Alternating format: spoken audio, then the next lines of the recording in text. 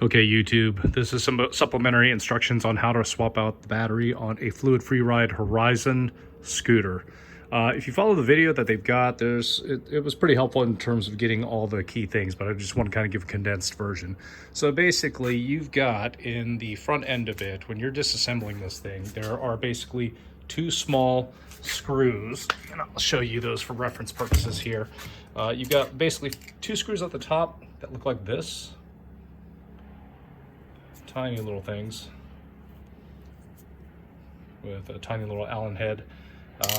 Basically 2 points directly under the grip strips. So there's one there, and then the other one is underneath this other strap here. If we can peel it back, so you can see the hole there.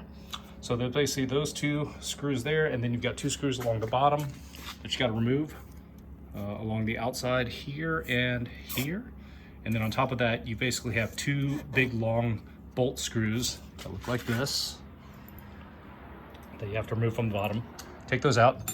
And then in addition to that, the other thing you got to remove is basically four screws that basically connect the neck of the scooter. It's basically, let's see, it's 1, 2, 3, 4, these four, and they look like these. Also use the Allen head bolt and basically remove those. Once you remove those four, then that gives you enough clearance to basically extricate the battery, the big long battery in here. The key here for the battery is you got all this wiring and all this, the controllers for the scooter, as well as the some kind of mechanism that controls the lights. Make sure you take care as you're extracting the battery that you don't strip out the wires or rip off the wires that basically connect to your side lights. Otherwise, that's gonna be problematic.